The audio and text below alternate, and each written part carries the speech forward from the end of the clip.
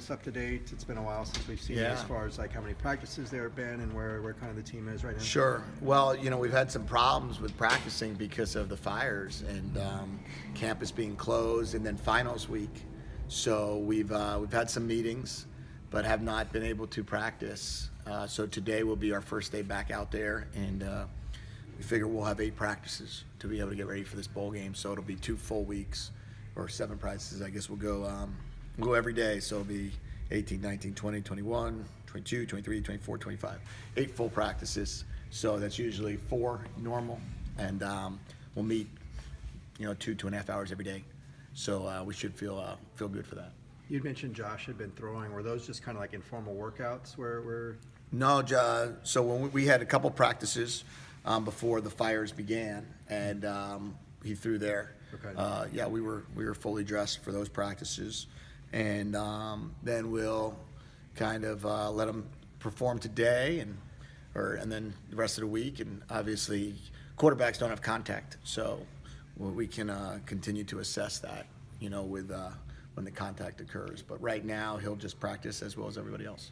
So you're still assessing whether he'll play in the game? Yeah, we have to see. Right now we're planning on him playing, and he's just going to take all the reps as such, and then he has to clear contact by the doctors at some point in time. What other players? Are there any other players that aren't academically qualified to play in the bowl game? As of right now, the grades are not posted yet, so my plan is that everybody's going to be able to play.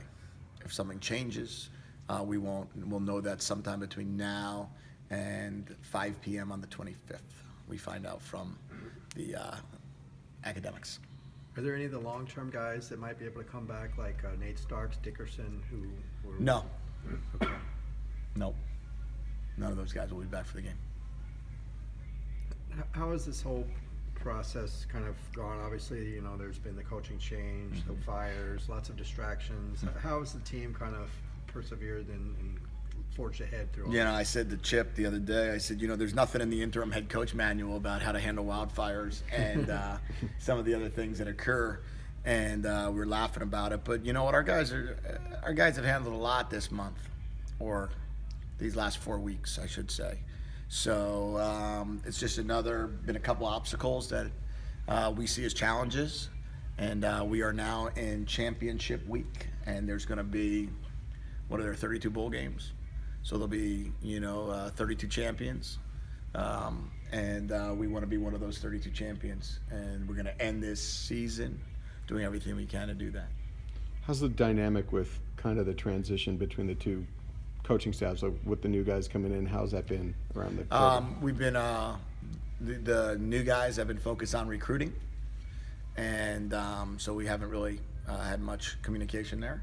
And the guys that are focusing on game planning have been focusing on game planning, and that's kind of how the dynamics work. So it's been fine. Has there been any? Have you come up with a final determination on what your status is? No. With no, my full focus is on coaching. As of today, from now until the 26th, my full focus and will be on coaching this team to win the game.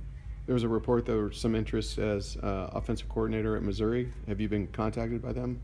There's going to be a bunch of teams that are out there. There'll be some rumors out there, but really I want to just focus in on these guys right now, and then when the time is right to talk about the next move, I will be sure to let you guys know what that will be. What's kind of the guy's mindset right now, would you say?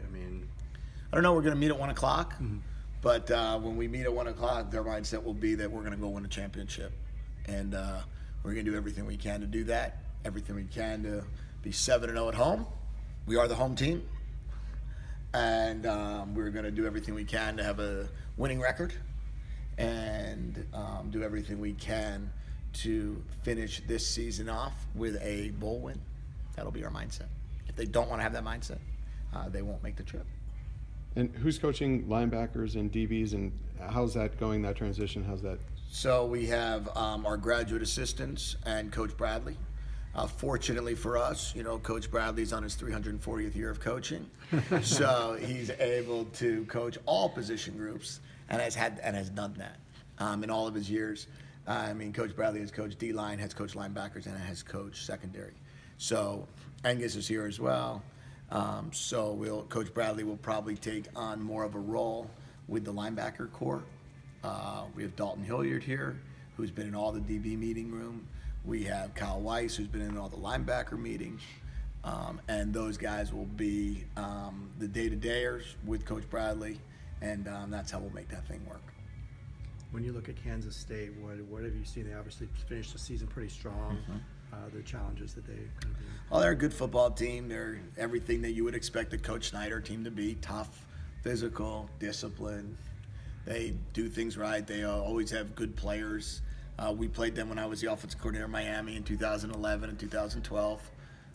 We had one great game against them where there was a goal line stand. On the one, we had one game that we couldn't get a first down, I don't think. It was terrible. So they're a very, very good team. They have some really good players. Their offense, they run the quarterback. Quarterback's going to be a big part of that. Defensively, they're going to do what they do, and they're going to do it really well. So we're going to have a nice challenge there. But really excited about the opportunity. Excited for our guys. They've played this team in 2014 in the Alamo Bowl. So they have some idea and some familiarity of the type of team that we're going to play, the toughness, the discipline, the mentality, and we're going to bring that same toughness.